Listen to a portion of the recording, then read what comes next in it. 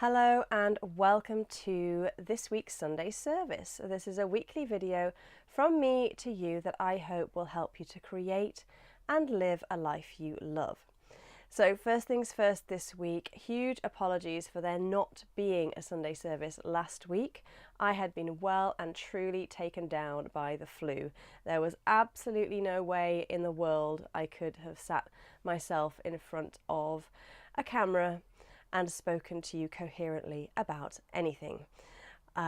So I'm back this week. As you may be able to hear in my voice, there are still some remnants of the flu hanging around, and that is what I would like to talk to you about today. Not the flu specifically, but about my experiences during that nasty period of having the flu, and about what it taught me and what I would like to impart to you. So, in the heights of the fever that I was feeling on Saturday night, Sunday night, Monday night, I went to some pretty dark places, and my self-talk was vicious. Really, really vicious. I was beating myself up for being too weak, for being weak enough to have contracted the flu, for not taking proper care of my health, I would have been okay, for not being robust enough, for wasting time that I needed to be spending on growing my business, on working, and for just being a bit of a waste of space, basically, which was not very helpful, let's say. It really didn't help my recovery or my state of mind during what was a pretty unpleasant time. And I was so resistant to the idea of just allowing myself to rest. All of my thoughts were on how quick can I get to a point where I feel like I can start working again, like I can start doing normal things again.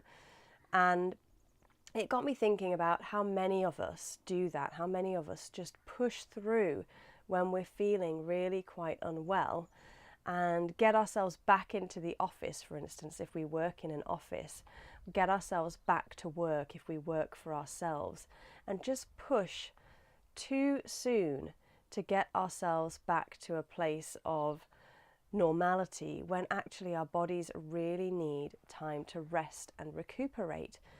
And this always brings to mind this kind of thing, Brené Brown's saying about how exhaustion seems to be a status symbol nowadays, like resting and taking care of ourselves is kind of subversive. It's it's a really rebellious act to say, actually, I'm resting and I'm taking good care of myself. I need to recuperate.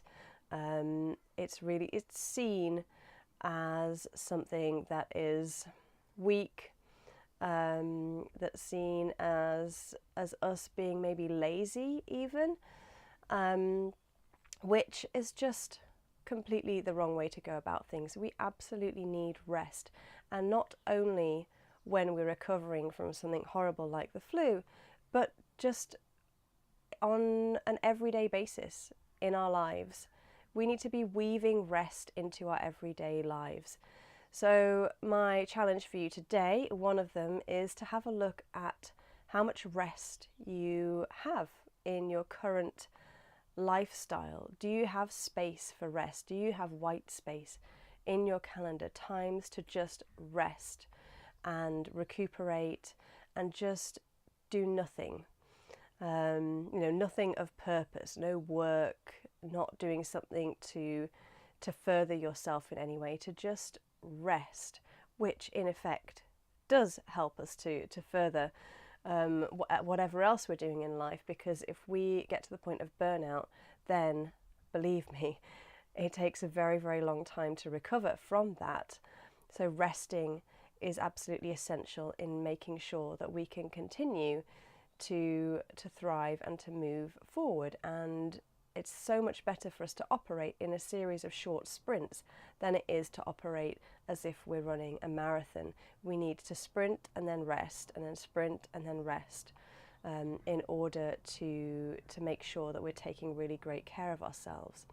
And then along with that, I'd also like to introduce the concept of play and how much play there is in your life. So recently one of my friends challenged me to find something, to do something that had no purpose, no goal, no aim behind it. It was simply just for fun and for play. And this really challenged me to think of something that I could do that I would really enjoy doing, but that didn't have an ultimate goal or an aim.